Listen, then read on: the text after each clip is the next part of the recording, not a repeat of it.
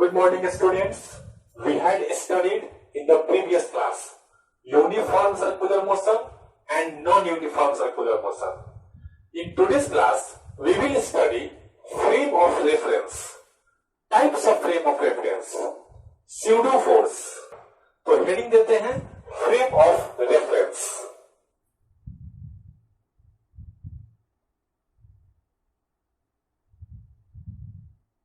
Frame of reference. Frame of reference. तो पहले हम इसका डिफाइन लिख लेते हैं. अ frame of reference is a set of coordinates that can be used to determine positions and velocity of object in that frame. अब देखिए, मैंने आपका समय बचाने के लिए एक फिगर ड्रॉ कर लिया है जिसमें एक ट्रेन 120 किलोमीटर पर आवर की स्पीड से चल रही है. अब हम इस डेफिनेशन को देखते हैं. अ frame of reference is a set of coordinates. ठीक है, फ्रेम ऑफ रेफरेंस जो होता है एक कोऑर्डिनेट का सेट होता है दैट कैन बी यूज्ड, है ना, जिसका यूज करके to determine position and velocity of the object in that frame. इसका यूज करके हम लोग किसी भी फ्रेम में ऑब्जेक्ट की पोजीशन और उसकी वेलोसिटी को फाइंड करते हैं. ठीक है, तो मान लीजिए कि ये एक ट्रेन है जो 120 किलोमीटर पर आवर की स्पीड से चल रही है. ठीक है, इसमें बहुत सारे पैसेंजर मान लीजिए बैठे होंगे. तो मान लीजिए पैसेंजर ए और बी है. तो ए जो है बी से ये पूछता है कि भाई हम लोग रेस्ट में है या मोशन में है. तो बी कहता है कि हम दोनों एक दूसरे के रिस्पेक्ट में रेस्ट में है, लेकिन वो जो सामने आदमी खड़ा है सी, उसके रिस्पेक्ट में हम लोग मोशन में हैं. अब मान लीजिए अगर ये आदमी जो है सी है, मान लीजिए एक ऑब्जर्वर है जो इस ट्रेन को ऑब्जर्व कर रहा है. ठीक है, और ये पता लगाने की कोशिश कर रहा है कि ये ट्रेन समय के साथ अपने पोजीशन को चेंज कर रहा है या नहीं. ठीक है, तो ये ऑब्जर्वर जो है तुरंत दो रेफरेंस पॉइंट एज्यूम कर लेता है. ठीक है, मान लीजिए ये एक रेफरेंस पॉइंट यहाँ पे कोई पत्थर है, इसको एज्यूम कर लिया, जिसको ये डी मान लिया. ठीक है, और एक रेफरेंस पॉइंट मान लीजिए यहाँ पे एक पेड़ है, इसको एज्यूम कर लिया, जिसको ये ई मान लिया. ठीक है, तो ये क्या देखता है, ये देखता है कि ये ट्रेन अभी जो है ये पत्थर के पास है, अर्थात रेफरेंस पॉइंट डी के पास है, और कुछ ही देर के बाद ये ट्रेन जो है इस पेड़ के पास आ जाता है, अर्थात रेफरेंस पॉइंट ई के पास आ जाता है. तो इससे ये डिफाइन किया, ये ऑब्जर्व किया, है ना, कि ये ट्रेन जो है समय के साथ अपने पोजीशन को चेंज कर रहा है. ठीक है, तो मान लीजिए पूरा एक फ्रेम है, पूरा क्या है, एक फ्रेम है जिसमें हम लोग बहुत सारे रेफरेंस पॉइंट का एक सेट लिए हैं. ठीक है, मतलब हम लोग रेफरेंस पॉइंट की मदद से, है ना, हम लोग ये फाइंड करने का प्रयास कर रहे हैं कि कौन किसके रिस्पेक्ट में रेस्ट में है और किसके रिस्पेक्ट में क्या है, मोशन में है. तो इसी को हम लोग क्या कहते हैं, फ्रेम ऑफ रेफरेंस कहते हैं. ठीक है, फिर से आप लोग देख लीजिए, और frame of reference is a set. जैसे आप देख रहे हैं सेट ऑफ कोऑर्डिनेट्स, देख रहे हैं कि बहुत सारे, है ना, यहाँ पे रेफरेंस पॉइंट है, यानी बहुत सारे क्या है, कोऑर्डिनेट के सेट है ना, दैट कैन बी यूज्ड. ठीक है, जिसका यूज करके हम लोग डिटरमाइन कर रहे हैं ऑब्जेक्ट के पोजीशन को और ऑब्जेक्ट के वेलोसिटी को. तो इसी को हम लोग क्या कहते हैं, फ्रेम ऑफ रेफरेंस. इसको आप लोग अपने नोटबुक में नोट कर लीजिए. अब देखिएगा types of frame of reference. ठीक है, types of frame of reference. There are two types of frame of reference. ठीक है, ध्यान से समझेंगे. There are two types of frame of reference. ठीक है, पहला number inertial frame of reference. ठीक है, और दूसरा number non inertial frame of reference. ठीक है, अब हम लोग सबसे पहला नंबर देखते हैं कि इनर्शियल फ्रेम ऑफ रेफरेंस क्या है। तो यहां पे पहला नंबर लिख लेते हैं,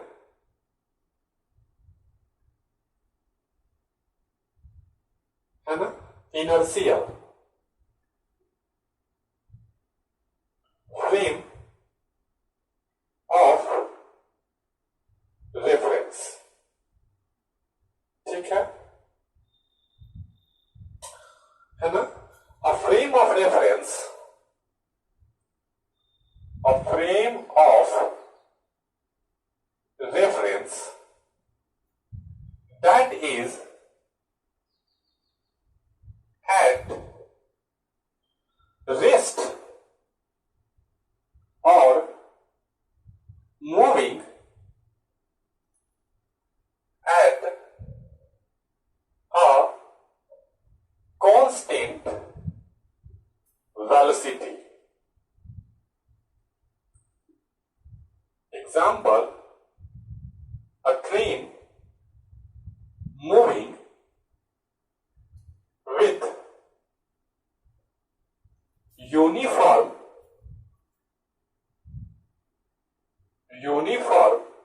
velocity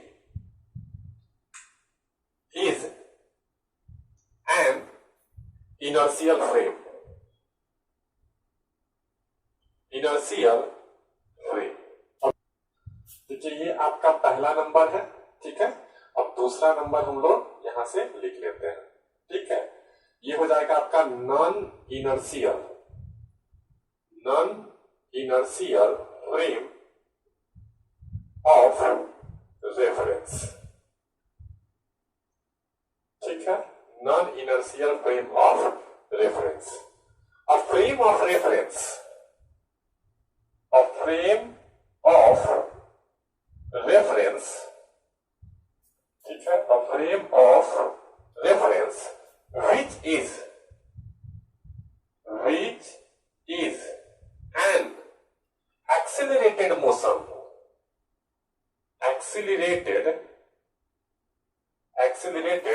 motion, is called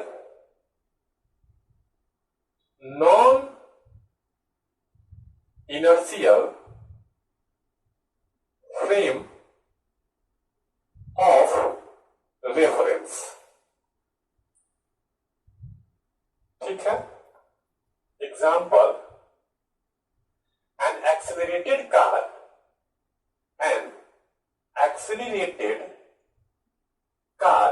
pushes us back into the seat। ठीक है, इसको जो है यहां पे भी हम एक सिंबल बना देते हैं।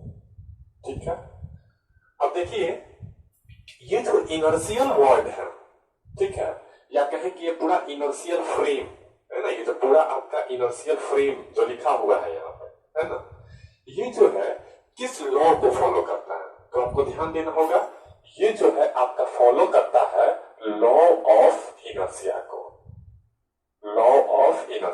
है ना। ये जो आपका पूरा इनर्शियल फ्रेम वर्ड जो मैंने यहाँ पे लिखा है, ये पूरा ये जो है फॉलो करता है किस लॉ को, तो लॉ ऑफ इनर्शिया को। ठीक है, और लॉ ऑफ इनर्शिया को हम लोग पहले ही पढ़ चुके हैं। ठीक है, लॉ ऑफ इनर्शिया कहिए या फिर गैलीलियोज लॉ ऑफ इनर्शिया कहिए, या फिर Galileo law of inertia is also called Newton's first law of motion. ठीक है, तो Newton first law of motion क्या कहता है,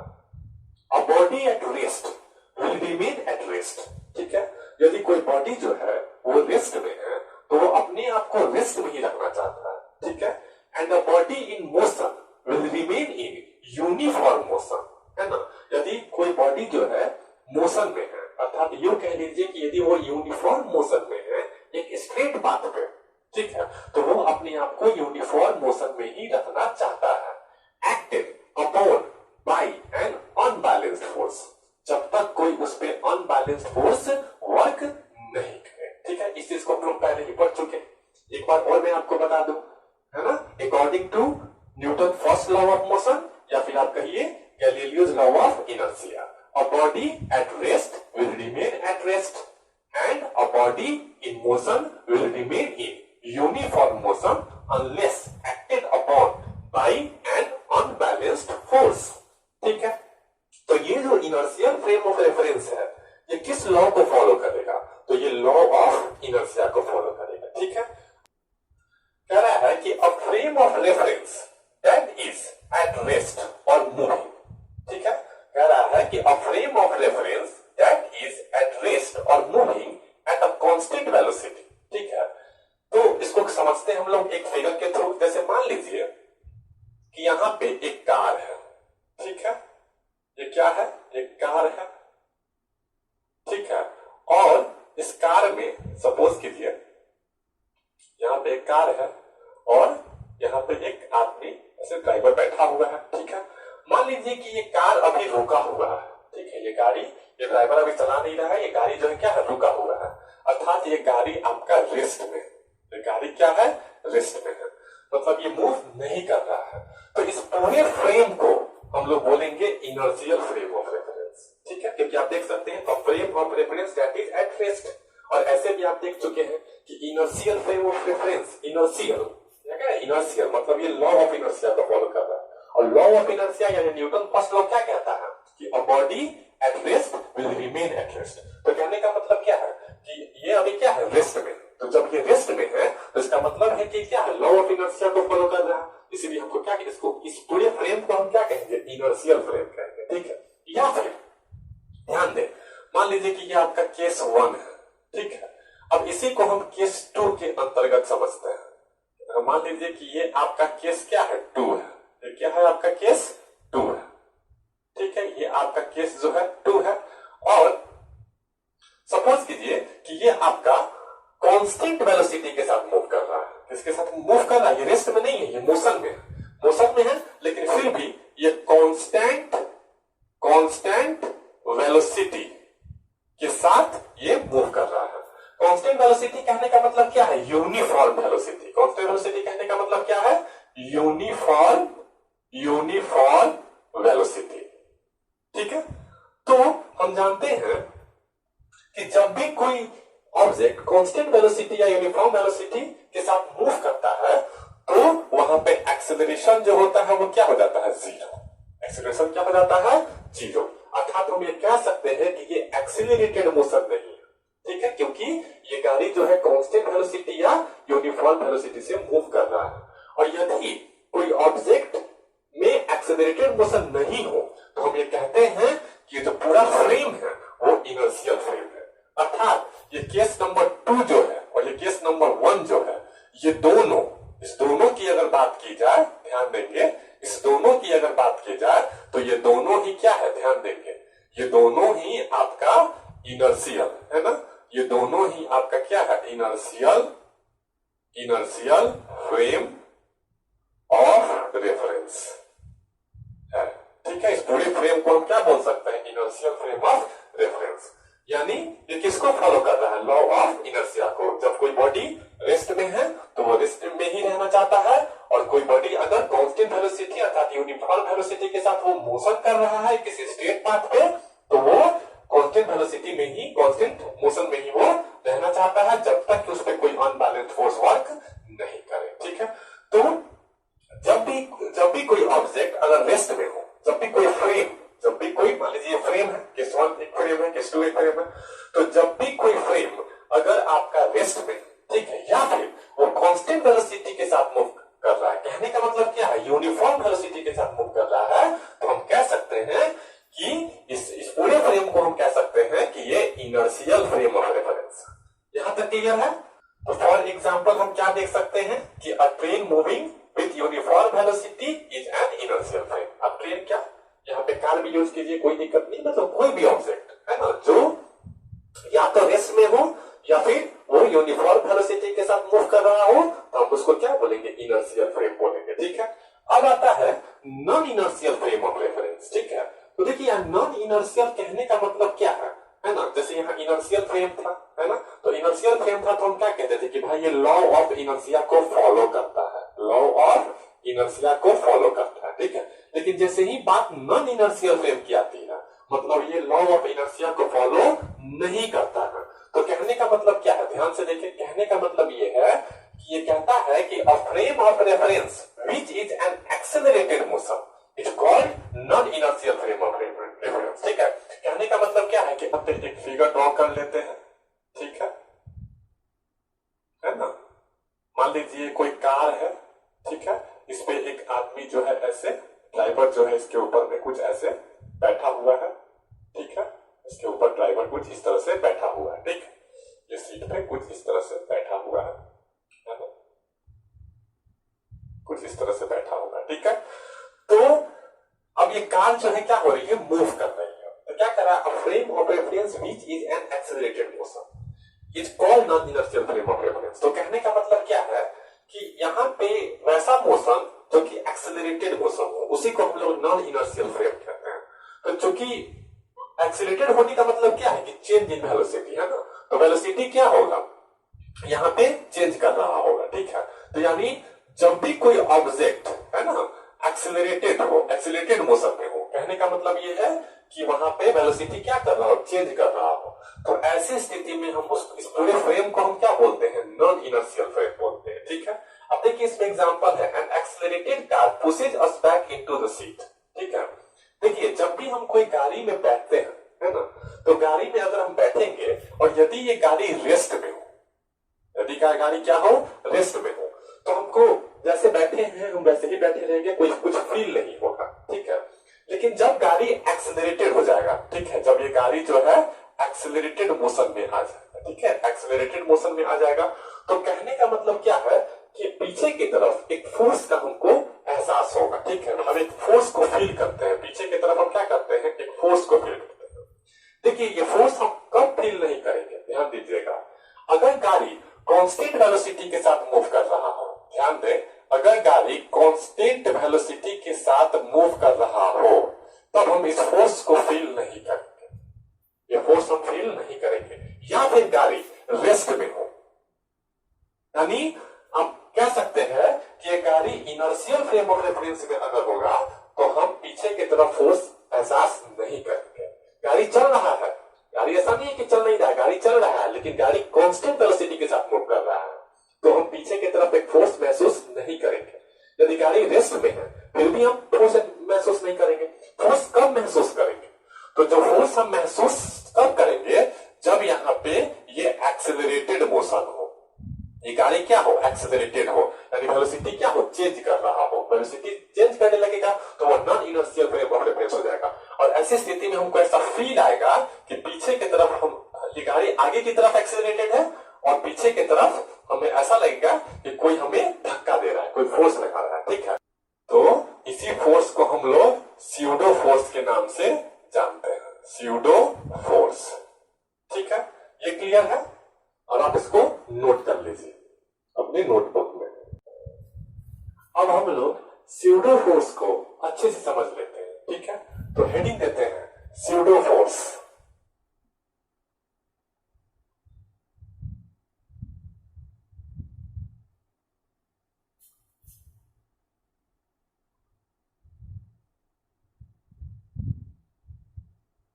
स्यूडो फोर्स, ठीक है, तो डिफाइन करते हैं, और pseudo force is a force that appears to act on a mass whose motion is described using a non-inertial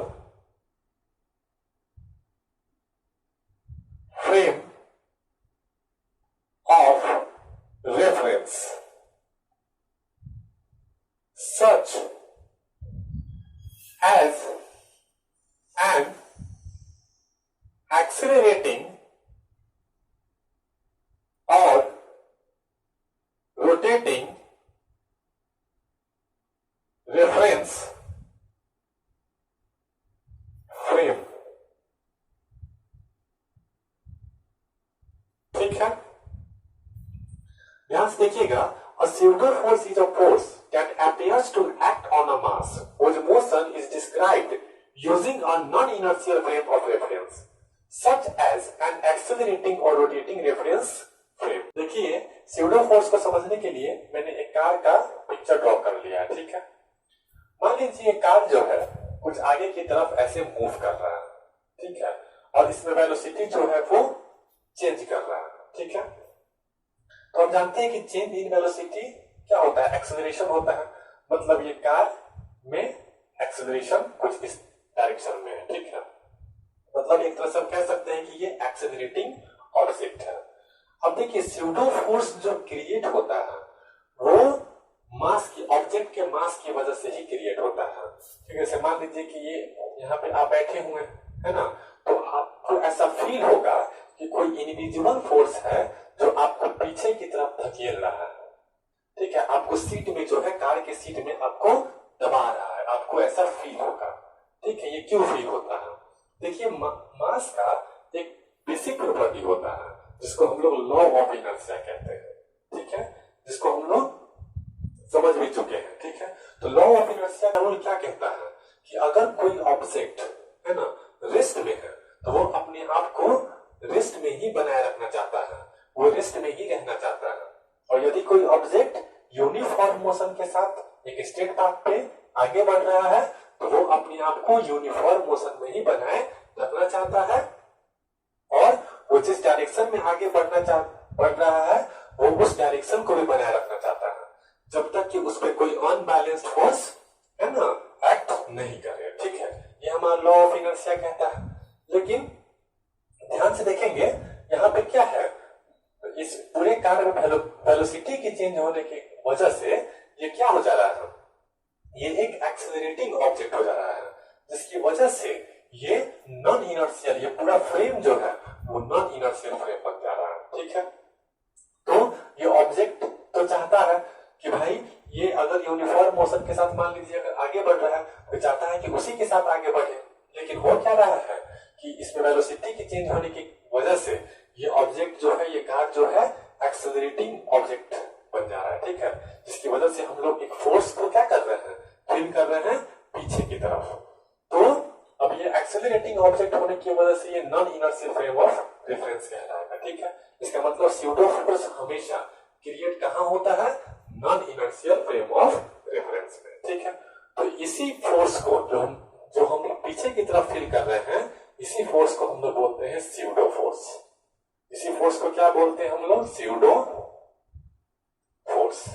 सबसे पहले आपको ये जानना होगा कि what is the direction of pseudo force. ठीक है, स्यूडो फोर्स का डायरेक्शन क्या होता है, तो आप हमेशा ये याद रखिए। ठीक है, कि ऑब्जेक्ट में जो एक्सेलरेशन का डायरेक्शन होता है, उस ऑब्जेक्ट में जो एक्सेलरेशन का डायरेक्शन होता है, ठीक उसके अपोजिट डायरेक्शन में डायरेक्शन में स्यूडो फोर्स का डायरेक्शन होता है। ठीक है, जो कि ऑब्जेक्ट इस डायरेक्शन में एक्सेलरेट हो रहा है, इसलिए स्यूडो फोर्स हम इसके ठीक अपोजिट डायरेक्शन में फील कर रहे हैं। ठीक है, और इसका मैग्नीट्यूड जो होगा वो क्या होगा, इस ऑब्जेक्ट का जो मास है वो है ना, और ये जो एक्सेलरेशन इस डायरेक्शन में है, ये एक्सेलरेशन, तो F इज इक्वल टू क्या हो जाएगा, मास इनटू एक्सेलरेशन। ये आपका स्यूडो फोर्स का क्या हो गया, मैग्नीट्यूड हो गया। ठीक है, तो मान लेंगे फिगर नंबर क्या है, 1 है। अब एक और फिगर को समझते हैं, है ना। हम ये समझ गए कि स्यूडो फोर्स कहां होगा, तो हमेशा नॉन इनर्शियल फ्रेम में होगा, है ना। और non inertial frame of reference क्या होता है, वो कहां होता है, जो एक्सेलरेटिंग ऑब्जेक्ट होता है। अब मान लीजिए यहाँ पे, ठीक है, यहाँ पे मान लीजिए कि हमारा एक एलिवेटर है। ठीक है, हम एक एलिवेटर का एग्जांपल लेते हैं, और ये एलिवेटर जो है अपवर्ड डायरेक्शन में एक्सेलरेट हो रहा है। एलिवेटर क्या हो रहा है, मान लीजिए कुछ इस तरह से हम लिखते हैं, अपवर्ड डायरेक्शन में ये एक्सेलरेट हो रहा है।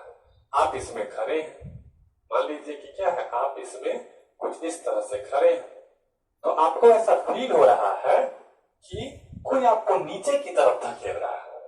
आपको ऐसा फील होगा कि कोई आपको नीचे की तरफ धकेल रहा है और आपका वजन जो है वो बढ़ गया है, ऐसा आपको फील होगा। तो वो क्यों फील होता है? तो आप ये ध्यान से देखें कि इस एलिवेटर में अपवर्ड डायरेक्शन में एक एक्सेलरेशन है। तो अपवर्ड डायरेक्शन में एक्सेलरेशन है, कहने का मतलब क्या है कि ये पूरा एलिवेटर जो है एक्सेलरेटिंग ऑब्जेक्ट है। और एक्सेलरेटिंग ऑब्जेक्ट कहने का मतलब क्या है कि ये non inertial frame of reference है ना। तो निश्चित है कि हम जानते हैं कि ठीक एक्सेलरेशन के अपोजिट डायरेक्शन में क्या होता है, स्यूडो फोर्स होता है।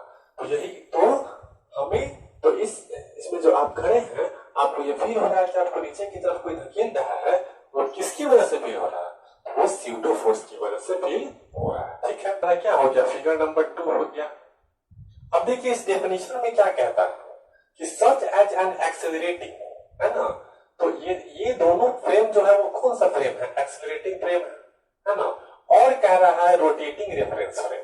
ठीक है, अब जैसे आप लोगों में से सभी कोई झूला पे, आप लोग सभी कोई झूला पे एक ना एक बार तो आप लोग झूला पे बैठे ही होंगे, है ना। इसको हम लोग इंग्लिश में क्या कहते हैं, स्विंग कहते हैं। ठीक है, मान लीजिए कि ये हमारा एक झूला है।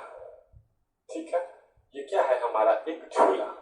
ठीक है, सपोज दैट कुछ ऐसा हम लोग झूला का ड्राइंग कर लेते हैं साइंटिफिकली। मान ले कुछ इस तरह से है ये, ठीक है, कुछ इस तरह से है, कुछ इस तरह से मान लीजिए है, कुछ इस तरह से। ये आपका झूला है ना। ये कुछ इस तरह से आपका झूला मान लीजिए है।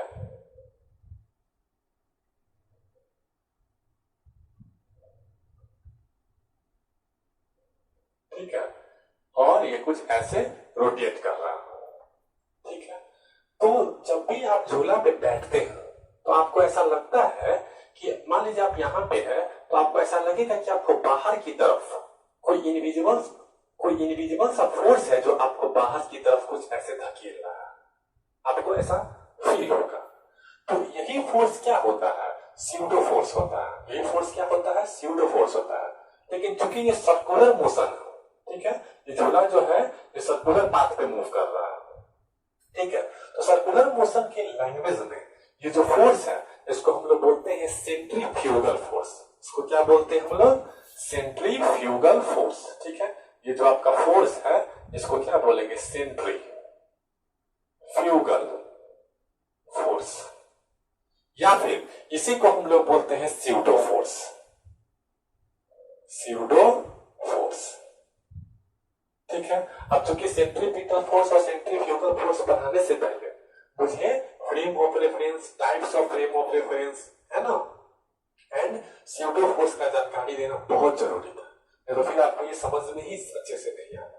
ठीक है, तो आप ये समझ चुके हैं कि इसमें क्या कहता है कि a pseudo force is a force that appears to act on a mass whose motion is described using a non-inertial frame of reference such as accelerating और rotating reference frame। जैसा कि आप देख सकते हैं कि एक्सेलरेटिंग फ्रेम है और ये भी एक्सेलरेटिंग फ्रेम है। ये जो आप झूला देख रहे हैं ये भी एक्सेलरेटिंग फ्रेम है। इसमें जो एक्सेलरेशन का डायरेक्शन है वो सेंटर की तरफ है। ठीक है, आप मान लीजिए यहाँ पे होंगे तो आपको ऐसा लगेगा फोर्स कुछ इधर है, आप यहाँ पे होंगे तो आपको कुछ ऐसा लगेगा कि ऐसे फोर्स को आप फील करेंगे। तो जो एक्सेलरेशन होता है वो सेंटर की तरफ होता है।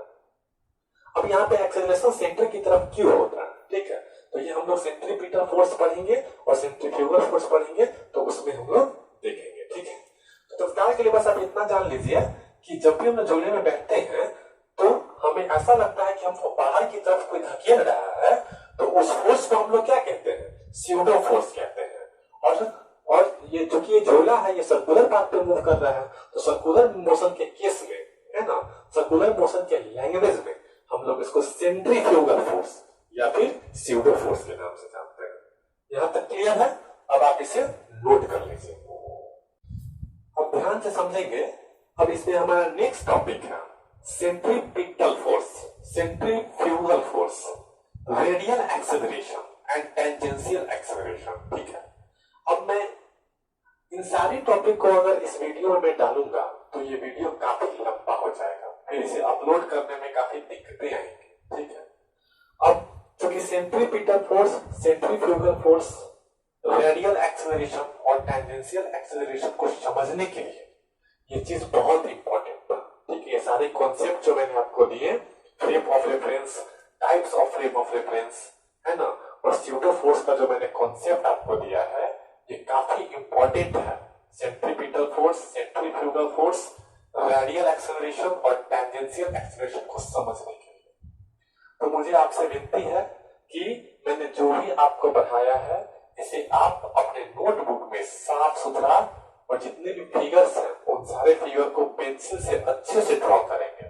ठीक है, और मुझे यकीन है कि अगर आप इतना करेंगे और जितने भी डेफिनेशन है उसको अच्छे से याद कर लेंगे तो आपको नेक्स्ट टॉपिक जो है ना, सेंट्रीपिटल फोर्स का, सेंट्रीफ्यूगल फोर्स का, है ना, रेडियल एक्सेलरेशन और टेंजेंशियल एक्सेलरेशन, ये आपको बहुत ही अच्छे से समझ में आएगा। ठीक है, थैंक यू।